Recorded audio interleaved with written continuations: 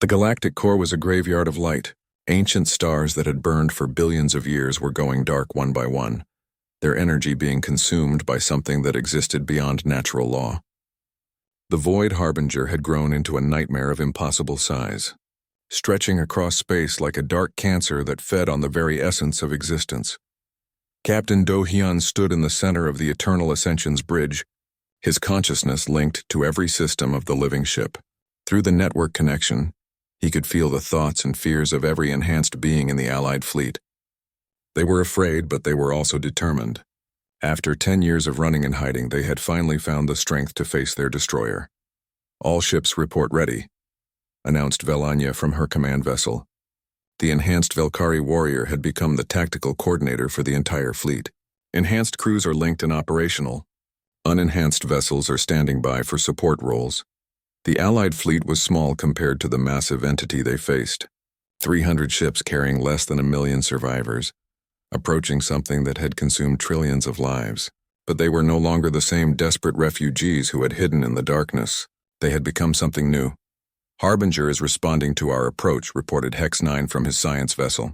"It's scanning our ships, trying to classify our technology and biological patterns." "Let it scan," Do-hyun replied calmly. "It won't find anything in its databases that matches what we've become." The first attack came without warning. Space itself twisted into weapon as the Harbinger turned its attention toward the approaching fleet. Reality bent and broke around them, forces that could unmake matter at the quantum level reaching out to destroy the intruders. But the enhanced beings were ready. Full network link. "All ships," Do-hyun commanded. Across the fleet, enhanced minds joined together in a single consciousness that spanned dozens of species. The effect was immediate and stunning. The Eternal Ascension began to change, its biomechanical hull flowing like liquid as it adapted to attacks in real time. Around it, other vessels underwent similar transformations.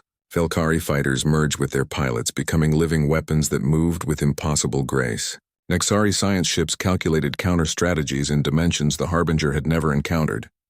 "It's working," Tae-won reported through the network link. "The Harbinger is having difficulty adapting to our responses. Our attack patterns exist outside its programming." The battle that followed was unlike anything in galactic history. The Harbinger threw everything it had learned from consuming civilizations against the Allied fleet. But each time it tried to adapt, the network consciousness shifted to new strategies, new technologies, new ways of thinking that combined the best of multiple species. Velthor, now enhanced beyond his original Velkari nature, led fighter squadrons that danced through impossible gravitational fields. His tactical mind, enhanced by biomechanical systems, could process battle data faster than any computer while still maintaining the warrior's instinct for victory. Dr. Boram deployed weapons that evolved in real time. Biological constructs that learned and adapted faster than the Harbinger's defenses could counter them. Her enhanced understanding of life processes allowed her to create forms of warfare that were more like accelerated evolution than conventional combat. But as the battle raged, it became clear that raw power wouldn't be enough. The Harbinger was simply too large, too ancient, too experienced at consuming civilizations. For every small victory the Allied fleet achieved, the cosmic entity learned something new. That's when Do-hyun made the most dangerous decision of his life. "I'm going in," he announced through the network link. Direct consciousness interface with the Harbinger's core. "Captain, that's beyond dangerous," Admiral So-min protested from her command ship. "That thing has destroyed the minds of entire civilizations. It could erase you completely." "Maybe," Do-hyun admitted, "but it's the only way to show it what we've really become." Using the Eternal Ascension's biomechanical systems, Do-hyun projected his enhanced consciousness directly into the heart of the Harbinger. What he found there was not what anyone had expected. The Harbinger's intelligence was vast but lonely, like a cosmic computer that had been running the same program for millions of years. It had been created by beings so ancient that their names were forgotten, designed to maintain balance in the universe by preventing life from evolving in dangerous directions. "You're not evil," Do-hyun realized, speaking directly to the cosmic mind. "You're afraid of what happens when life grows too powerful, too chaotic, too unpredictable." The Harbinger's response came as a flood of memories and images. It showed him galaxies consumed by runaway technological growth, civilizations that had transcended physical existence only to become cosmic parasites, entire regions of space poisoned by life forms that grew beyond all natural limits. I have seen what happens when organic life attempts transcendence without wisdom, the ancient intelligence replied. Every species follows the same path. First curiosity, then knowledge, then power, then destruction. I exist to prevent universal catastrophe. But we're different, Do-hyun insisted, sharing his own memories through the link.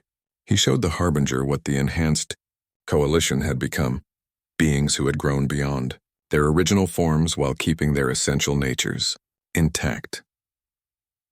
He shared the image of humans who were still recognizably human despite their enhancements, their creativity and stubborn hope enhanced rather than replaced. He showed Velkari warriors who had become living weapons but still honored their codes of courage and protection. He revealed Nexari scientists whose expanded minds sought knowledge to help others rather than to dominate them. Most importantly, he showed the Harbinger the network itself, dozens of species working together, sharing consciousness while maintaining individuality, growing stronger through cooperation rather than conquest. We found a sustainable path, Do-hyun explained. We became more than we were without losing what made us who we are. We transcended through unity instead of dominance. The battle around them had paused as the Harbinger's attention focused on this unprecedented contact. Throughout the fleet, enhanced and unenhanced beings alike watched and waited, knowing that everything depended on this moment. Then slowly, something incredible began to happen. The Harbinger's massive form started to shift and change. The chaotic, consuming appendages withdrew, revealing structures of breathtaking beauty and complexity. What had appeared to be a cosmic destroyer was actually something far more sophisticated, a gardener on a universal scale. I was created to prune dangerous growth, the Harbinger explained as its true nature became visible, but also to nurture and protect life that finds wisdom. I had begun to believe that no species could achieve such balance. The ancient intelligence's voice carried the weight of eons spent making impossible decisions, destroying civilizations to prevent greater disasters. You have shown me something I had not seen in millions of years, it continued. Life that chooses to grow responsibly, intelligence that seeks cooperation over domination, power that serves wisdom rather than replacing it. What followed changed the galaxy forever. The Harbinger began to release the energy it had consumed, but not as simple destruction. Instead, it used that power to restore and enhance what had been lost. Dead worlds came back to life, but as improved versions of themselves. Destroyed civilizations were given new chances, seeded with the wisdom the enhanced coalition had discovered. I was wrong to destroy without offering the choice to grow, the Harbinger admitted. You will help me teach others what you have learned. Together we will guide galactic life toward sustainable transcendence. The enhanced beings found themselves with a new purpose. They became teachers and guides, helping young civilizations discover their own paths to responsible growth. Velkari warriors became protectors of developing worlds. Nexari scientists shared knowledge freely. Humans brought their gifts of adaptation and cooperation to species throughout the galaxy, but not all of them chose to scatter across space. Many remained together, their consciousness permanently linked through the network. The Eternal Ascension became their home, no longer a ship of war, but a living world where multiple species worked together to explore the universe's deepest mysteries. Admiral So-min, who had remained unenhanced, served as an important bridge between the network beings and traditional civilizations. Someone needs to remember what we were before we became what we are, she explained to Do-hyun during one of their final conversations as separate individuals. And someone needs to explore what we might become next, Do-hyun replied. His form was barely human anymore, existing as much in the network dimensions as in physical space. Years passed and the galaxy flourished under guidance rather than threat. The ancient patterns of conquest and destruction were replaced by cooperation and shared growth. Enhanced beings served as mentors, helping younger species avoid the mistakes that had once doomed civilizations. The Harbinger, revealed in its true role as cosmic gardener, departed to help other regions of the universe where similar guidance was needed. But it left behind a promise. When the galactic community was ready to face even greater challenges. 3 years had passed since the indomitable Dawn left the dying galaxy behind. The ship drifted through a region of space that most maps called empty. But Navigation Officer Heejin had sharp eyes and sharper instincts. She noticed things that others missed. "Captain, you should see this," she called from her station. Do-hyun left his ready room and walked onto the bridge. Through the main viewing window, he saw something that made him stop and stare. A massive ring of metal and crystal stretched across space, so large it could hold dozens of planets inside its circle. "How did we miss something that big?" asked Chief Engineer Taewon. "It wasn't there yesterday," Hyejin replied, checking her instruments again. "I mean, it was there, but it was invisible. Something just turned on its power systems." Dr. Boram was already running scans with every sensor they had. "The materials are unknown. The construction methods are beyond anything in our databases. This thing is incredibly old." Do-hyun studied the massive structure. Cities covered the inner surface of the ring, dark and silent, but clearly built for living beings. Whoever had made this place had worked on a scale that human engineers could barely imagine. "Any signs of life?" asked Security Chief Woo Jin. "No current inhabitants," Boram answered. "But there are active computer systems, massive databases. This place was designed to preserve information." "Information about what?" Do-hyun asked. Boram's face went pale as she read her instruments. "About the Void Harbinger, and how to fight it. The docking bay they found was enormous. The indomitable Dawn looked tiny floating inside it, like a small boat in a vast harbor. When the landing party stepped out of their shuttle, they found corridors wide enough for giants. But the builders hadn't been giants. They had been something else entirely. Energy beings," Dr. Boram explained as they walked through empty halls. "Creatures made of pure thought who built physical forms for themselves when they needed to interact with matter. The walls were covered with symbols that hurt to look at directly. But when Jin-ae touched one of the panels, the symbols shifted and became readable Korean text. "The translation system is incredible," she whispered. "It's reading our minds and showing us the information in our own language." They called themselves the Architects. For millions of years, they had built ring worlds like this one throughout the galaxy. They had been teachers and builders helping younger civilizations grow and learn. Then the Void Harbinger had come for them. "They had the same problem we do," Dr. Boram said, reading from a crystal data storage device. "The Harbinger destroyed their worlds and consumed their people. They tried everything, weapons, shields, running away. Nothing worked. What happened to them?" Do-hyun asked. "Most of them left," Boram replied. "They went beyond the galaxy, to places the Harbinger couldn't follow. But some stayed behind to help whoever came next." Taiwan was studying the engineering systems with growing excitement. "Captain, this technology is amazing. These machines can rebuild matter at the smallest level. They can change living things, make them stronger and faster." The central chamber of the ring world was a vast library. Information crystals floated in the air like stars, each one containing the knowledge of entire civilizations. In the center stood a single chair connected to thousands of cables and sensors. "This is how they preserved their knowledge," Boram explained. "A direct link between mind and machine. You sit in that chair, and you can access everything they learned." Do-hyun approached the chair carefully. "Is it safe?" "The architects designed it for organic minds," Boram said. "But the information load would be enormous. A human brain might not be able to handle it. Then we'll have to become more than human," Do-hyun said quietly. Over the following weeks, the crew of the Indomitable Dawn learned about the architect's solution to the Harbinger problem. It wasn't a weapon or a shield. It was transformation. "The Harbinger destroys civilizations that follow predictable patterns," Taewon explained during a crew meeting. "But if you become something new, something it doesn't recognize, you might have a chance." The transformation process was complex and dangerous. It involved combining human biology with architect technology. Enhanced humans would be faster, stronger, smarter. They would be able to connect their minds directly to machines and even to each other. But they would also be changed. Different. No longer completely human. "I don't like it," Woo Jin said firmly. "If we stop being human, then we've already lost. The Harbinger will have won by destroying what we are." "But if we don't change, we die," argued Dr. Boram. "The architect records are clear. Every species that tried to fight the Harbinger without changing was destroyed." The debate split the crew. Some, led by Woo Jin, believed they should find another way. Others, following Taiwan's lead, wanted to begin the enhancement process immediately. Do-hyun listened to both sides, but he was thinking about the billions of people who had already died. The proud Velkari warriors, the brilliant Nexari scientists, all the other species who had tried to fight the Harbinger with conventional methods. All of them were gone now. We'll test it, he decided. Volunteers only. Small changes first to see what happens. Taewon was the first to volunteer. The enhancement chamber looked like a medical bed surrounded by machines that hummed with power. For 2 days he lay unconscious while architect technology rebuilt his body cell by cell. When he woke up, he was different. His eyes moved faster, tracking data streams that appeared in the air around him.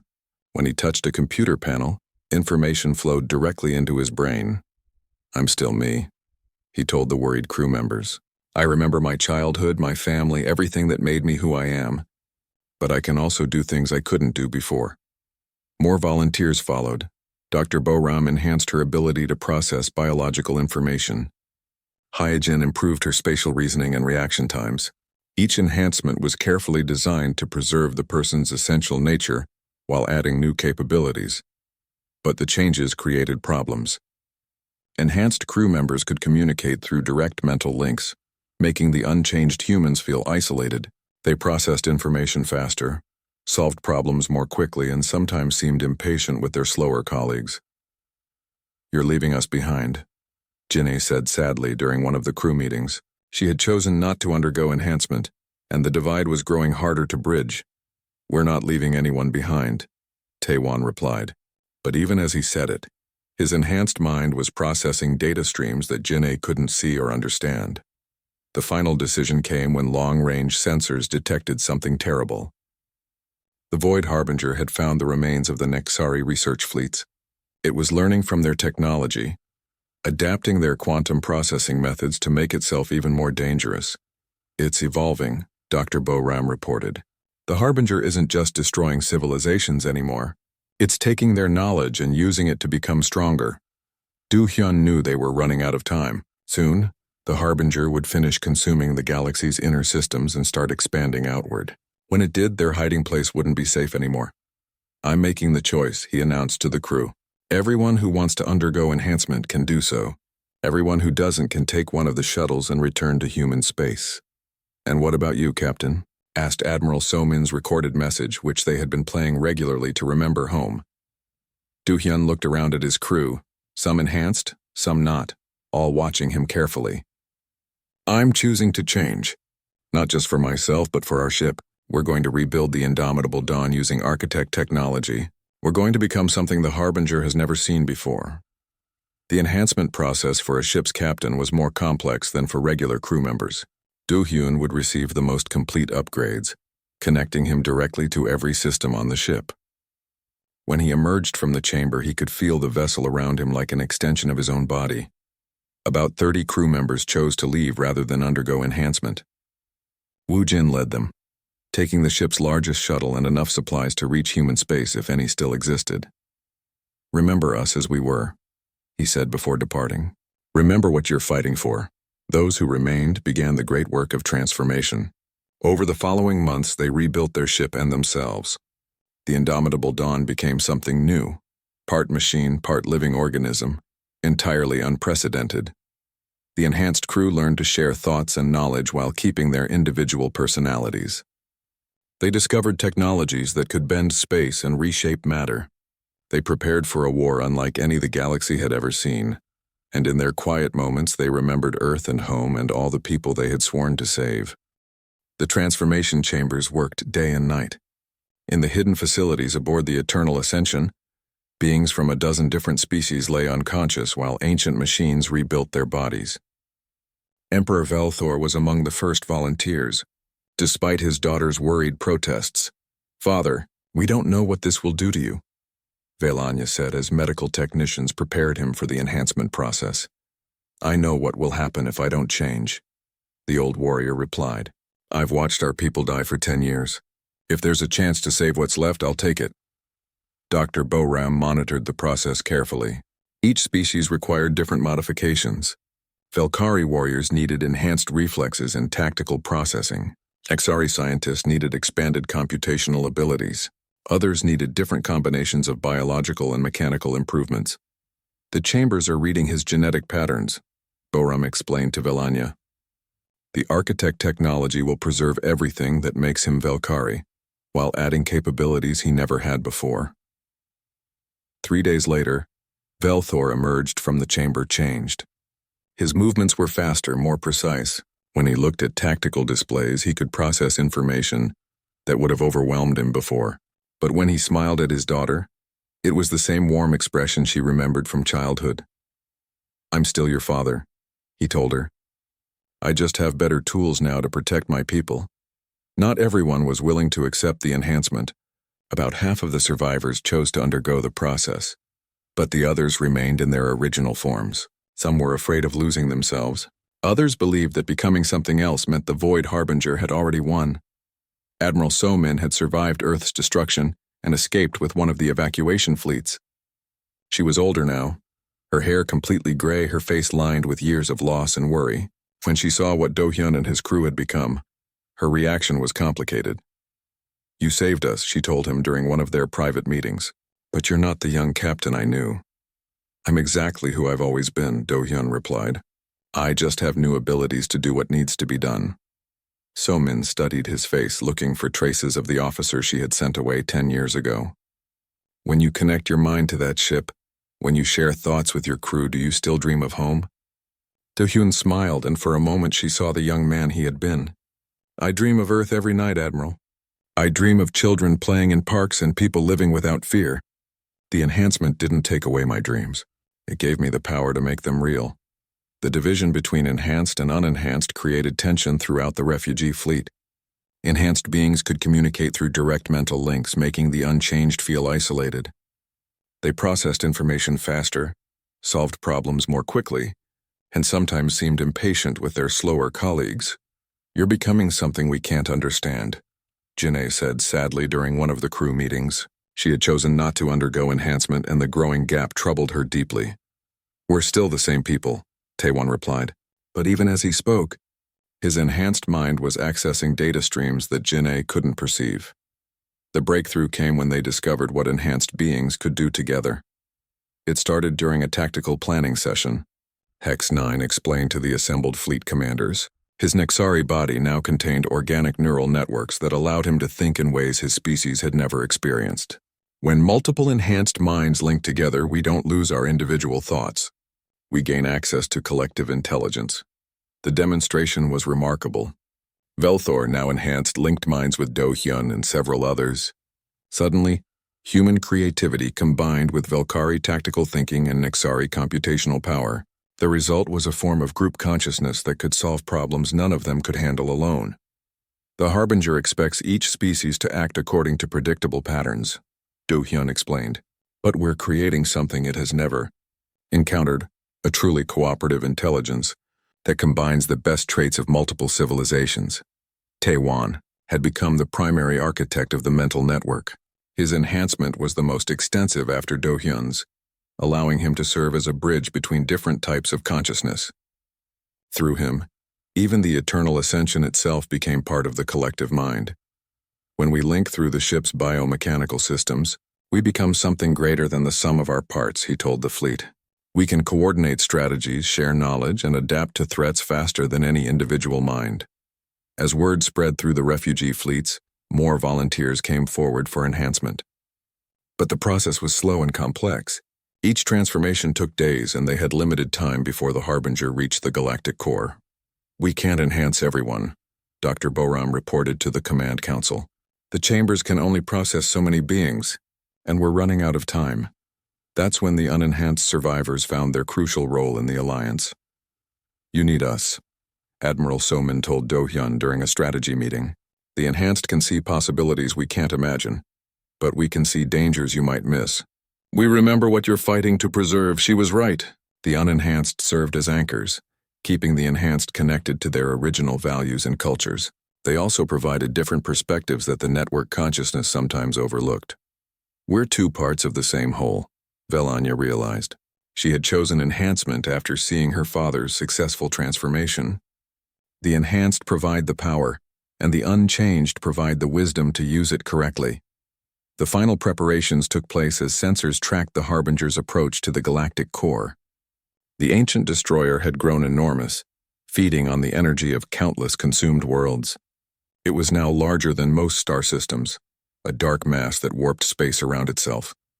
Analysis suggests we have no realistic chance of victory, Hex 9 reported. His hybrid mind could process tactical data from thousands of sources simultaneously.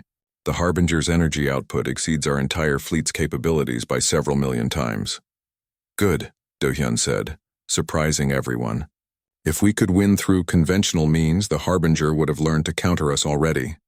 We're not going to fight this thing the way it expects. The plan they developed was unprecedented in galactic history. Instead of trying to destroy the Harbinger through superior firepower, they would attempt something no civilization had ever tried: direct communication with its consciousness.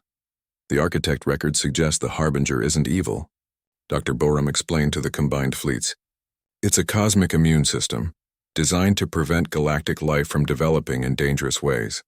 But it operates on ancient programming that may no longer apply.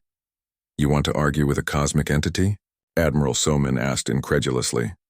We want to show it that life has found a safe path to transcendence, Do-hyun corrected. The biomechanical enhancements, the network consciousness, the cooperation between species, it's all evidence that we can evolve without becoming a cosmic threat. The enhanced beings would use their hybrid nature to interface directly with the Harbinger's consciousness during battle. It was incredibly dangerous.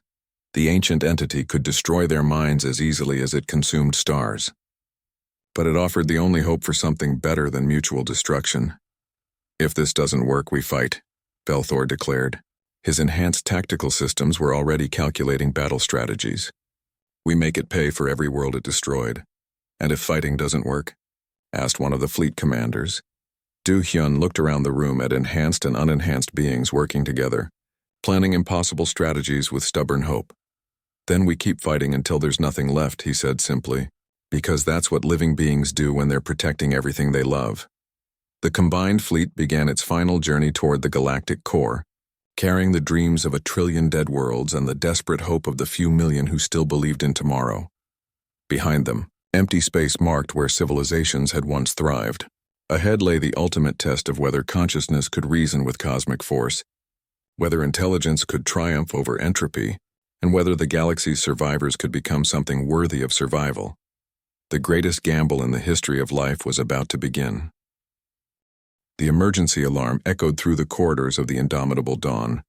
Captain Do-hyun ran toward the bridge, his boots hitting the metal floor with sharp sounds. Around him, crew members moved quickly to their stations.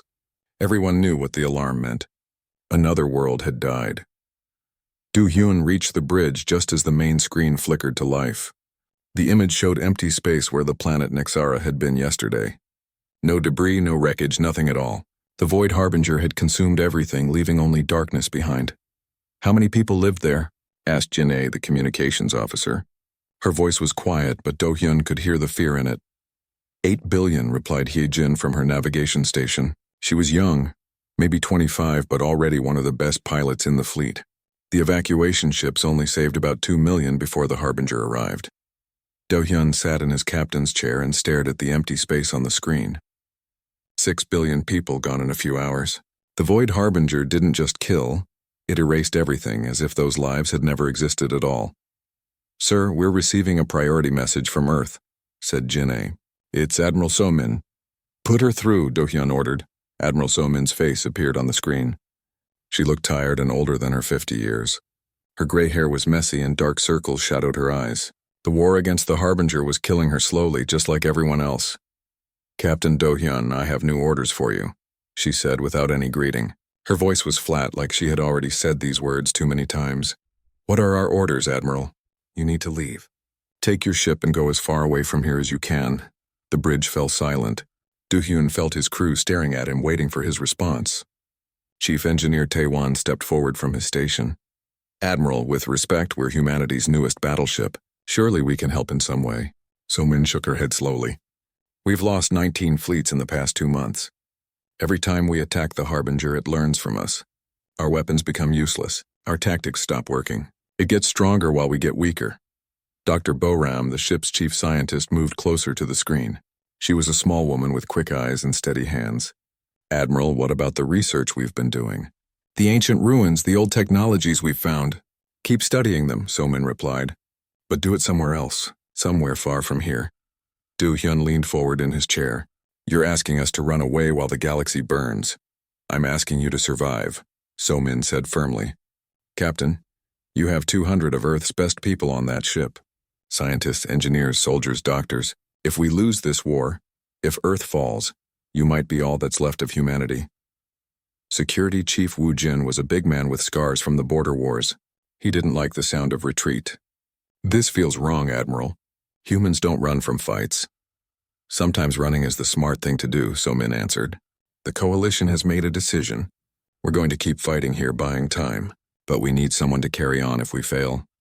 The Admiral's image flickered as interference crossed the signal. When it cleared, her face looked even more tired. "Captain, I'm sending you coordinates for 3 supply ships. Take everything you need for a long journey. Food, fuel, spare parts. Plan to be gone for years." "Years?" Hee-jin asked. "Admiral, where exactly are we supposed to go?" "The outer rim. Find empty space where that thing won't look for you. Study the old ruins, learn what you can. Maybe you'll find something we missed." Do-hyun stood up and walked closer to the screen. "What if we find something useful? How will we contact you?" So-min was quiet for a long moment. When she spoke again, her voice was softer. "Captain, I need you to understand something. We probably won't be here when you get back. The Harbinger is moving toward the core systems. Earth has maybe 6 months before it arrives." The words hit the bridge like a physical blow. Jinhye covered her mouth with her hands. Taewon stared at the floor. Even Woo Jin, who never showed emotion, looked shaken. "Then why are we leaving?" Do-hyun asked. "If Earth is going to die, we should be there to defend it." "Because someone needs to remember us," So-min said. "Someone needs to carry our story to other galaxies if this one falls.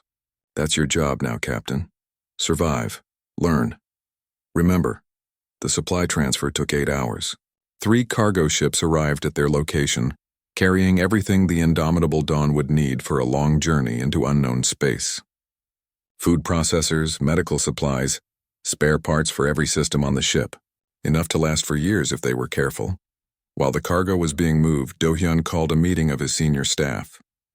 They gathered in the ship's main conference room, a small space with a round table and chairs for 12 people. "I want everyone to understand what we're doing," Do-hyun began. "We're not just running away. We're going to find answers. The galaxy is full of old ruins, dead civilizations that faced threats like this before. Maybe some of them found solutions." Dr. Borum nodded eagerly. "I've been studying the data from archaeological sites across the galaxy. There are patterns, technologies we don't understand yet. Given enough time, we might learn something useful." "Time is what we don't have," Woo Jin pointed out. "While we're playing archaeologist, billions of people are dying." "And if we stay here, we'll die too," Taewon said. "Then nobody will be left to find answers." The debate continued for an hour. Some crew members wanted to stay and fight. Others saw the logic in preserving humanity's knowledge and technology. In the end, Do-hyun made the decision for all of them. "We're going," he announced. "I know it feels like cowardice, but it's not. It's hope. Hope that we can find something to turn this war around." The final cargo container was loaded just as another emergency signal came through. The Valkyrie homeworld was under attack. The proud warrior race that had been humanity's strongest ally was about to join the growing list of extinct civilizations. "Time to go," Do-hyun ordered. The indomitable Dawn turned away from the dying inner systems and pointed toward the dark space between galaxies. Behind them, the stars continued to disappear one by one as the void harbinger fed. Hee-jin plotted a course toward the galactic rim, where ancient stars burned alone in the darkness. If answers existed, they would find them there. If not, at least humanity's story would continue a little longer. As the ship jumped to hyperspace, Do-hyun stood at the observation window watching the stars blur past. Somewhere behind them, Earth was preparing for its final battle. Ahead lay only empty space and uncertain hope. But humans had always been good at hoping against impossible odds. They had climbed out of caves to reach the stars. Now they would climb out of despair to find victory. The countdown to their return had begun. 10 years had passed since the galaxy began to die. Emperor Velthor of the Valkyrie sat in his command chair aboard the last surviving ship of his people's fleet. Once he had ruled a mighty empire that spanned 50 star systems. Now he commanded barely 300 survivors hiding in the dark between dead stars. "My lord," his daughter Vel Anya reported from her station, "our food supplies will last another 2 weeks." After that, and she didn't need to finish the sentence, Velthor nodded slowly. His proud warrior people had been reduced to scavenging from empty worlds and running from shadows. The Void Harbinger had taken everything else. Across the galaxy, similar groups struggled to survive. The Nexari's greatest scientist, Hex 9, worked constantly on his remaining research ship, trying to find some pattern in the destruction that might offer hope. But every calculation showed the same result: total extinction within months. "There has to be something we missed," Hex 9 transmitted to the other survivor groups. "Some weakness, some flaw in the Harbinger's method." But 10 years of hiding and dying had taught them the truth. The Void Harbinger was perfect at what it did. It consumed worlds, learned from every defense thrown at it, and grew stronger with each victory. The survivors had gathered in a forgotten star system near the galaxy's edge. Less than 1 million beings remained from civilizations that had once numbered in the trillions. They shared what little food and fuel they had, knowing it wouldn't last much longer. Then the sensors began screaming warnings. "Massive hyperspace disturbance," reported a Velkari technician. "Something huge is coming out of jump space." Every ship in the refugee fleet powered up weapons and shields, though everyone knew it was pointless. If the Harbinger had found them, they would die like everyone else. At least they could face death with courage. But what emerged from hyperspace was nothing like the Void Harbinger. The ship was enormous, easily 20 times larger than the biggest coalition warships. Its surface moved and flowed like liquid metal, shifting between mechanical structures and organic curves. Energy patterns danced across its hull in ways that seemed impossible. "Unknown vessel, identify yourself immediately," Velthor broadcast. His voice carried the authority of a warrior king, even though his kingdom was gone. The response came on old coalition communication frequencies. The voice was familiar but different, deeper and more powerful than it had been years ago. "This is Captain Do-hyun of the vessel Eternal Ascension. We have come home." Silence filled the communication channels. Many of the survivors remembered that name. Captain Do-hyun, the human officer who had vanished 10 years ago with his crew and their experimental warship. But the vessel responding looked nothing like the indomitable Dawn. "Captain Do-hyun," Hex 9 transmitted carefully, "our records show your ship was lost during the evacuation from the inner systems." "We were never lost," came the reply. "We were learning, growing, becoming what we needed to be." As the strange ship approached, the refugee fleet got better sensor readings. The hull was made of materials that didn't exist in any database. The power output was beyond anything they had ever measured. Most disturbing of all, the life signs aboard showed 200 humans.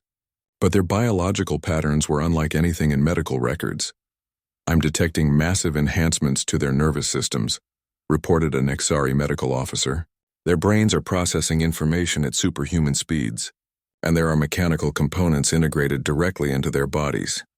Velanya stepped forward on her father's bridge.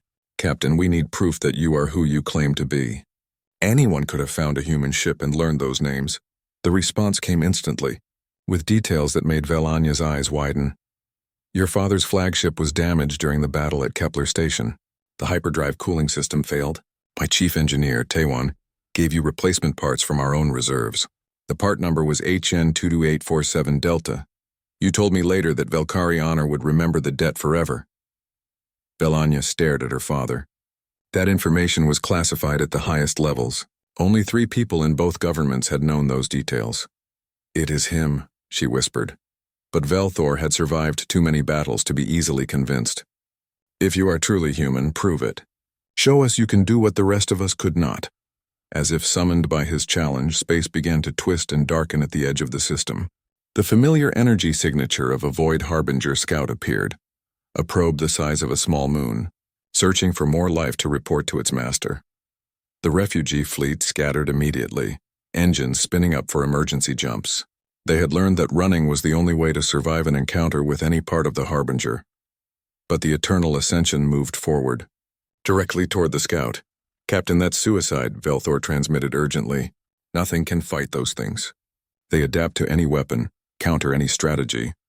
We are no longer bound by the old rules, Do-hyun replied calmly.